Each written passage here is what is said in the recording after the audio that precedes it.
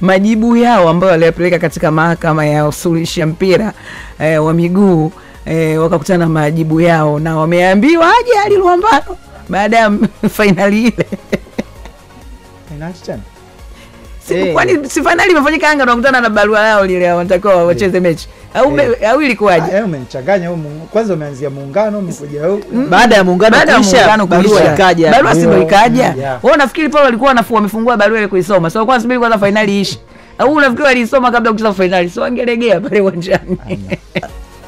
Na mechi mara baada ya kupokea maamuzi ya CAS, wao wanaendelea na ratiba nyingine, na mechi nambari 184 itapangiwa ratiba kama kawaida. Sasa Ali Kamwe, afisa habari wa klabu ya Yanga, yeye anasema kwamba hizo taarifa hawana. Hata kama taarifa hawana, lakini kwa kilichopo ni kwamba walikuwa hawana namna. CAS hawezi kusolve kesi ambayo huku bado haijasikilizwa. Yes. Kwa hiyo kilichopo ni kwamba Yanga tu wakubali kusikiliza bodi ya ligi na hiyo ratiba. Hawana namna. Waliandika barua ya kutokuwa na imani na viongozi wa bodi ya ligi kama unakumbuka. Mara baada ya barua yao kuandikwa na barua zingine ambazo wangekuwa hawana imani na bodi ya ligi, wasingekuwa wanaendelea na ligi. Mbona mechi nyingine za ligi wanacheza? Wao walichogomea wangekuwa serious. Yanga wangekuwa serious kwamba sisi hatuna imani na bodi ya ligi.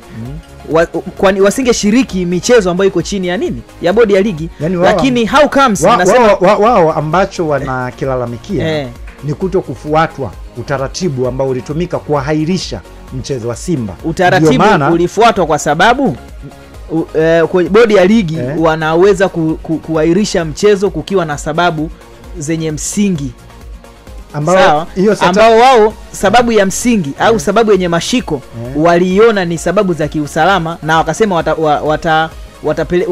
watapeleka kwenye mamlaka zifanyie uchunguzi. Kwa hiyo sababu ni sababu ya msingi. Saa 5 asubuhi barua ya bodi ya ligi ilisema kwamba mchezo upo. Na kauli ambayo nadhani alikuwa ni Steven Guto kama sio Almas Kasongo. Sema tu bodi ya ligi, si ni wale walisema kwamba mchezo upo. Kwa hiyo hizo kanuni ambazo zilikuwa zimevunjwa za kufanya, kwa maana kwamba sababu za kiusalama hazikuonekana mpaka saa 5 asubuhi. Zaidi saa 8 ndio zikaja zikapatikanika kwamba kuna changamoto ya usalama ambao upo. Kwa hiyo hali wewe unataka kuungana na Yanga kuhusiana na hii, ama unataka kusemaje yani baada ya hii barua kutoka CAS kujibiwa baada ya Yanga kupeleka malalamiko yao?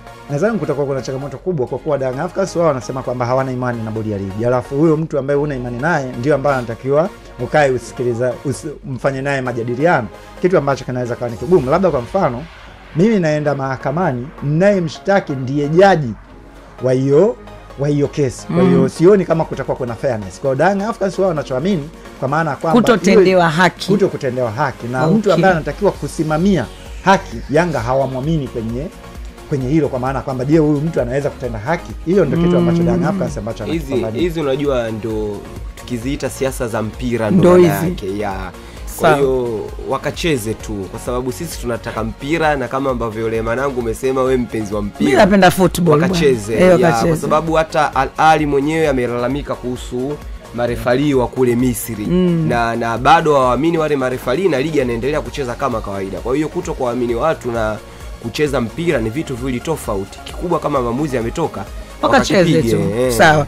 Yanga wamerudi leo na Nicholas amemaliza kwa kuwashauri wakakipige tu. Kwa hiyo bodi ya ligi watapanga tarehe, na baada ya tarehe hii sasa itakuwa ni hata kwa mechi ya mwisho imadi wakakipige.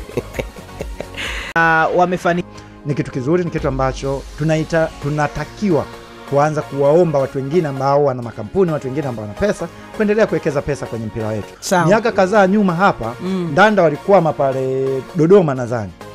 Walikwama pale mpaka Harmonize amekwenda kuwasaidia namna ya kutoka, walipie deni la hoteli, walipie na kuna ule msimu ambao KMC walikuwa wanatumia uwanja wa Sumbawanga kule. KMC simu amepata kadi za njano 5, kadi nyekundu 2 na jumlisha ya leo. Kwa hiyo kuna namna ambavyo anawaangusha wenzake.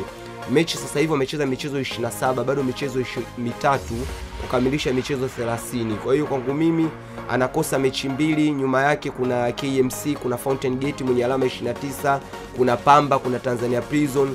Asipokuwa makini anaweza kaipeleka timu kwenye mstari wa hatari. Sawa. Asante Nicholas Nguli.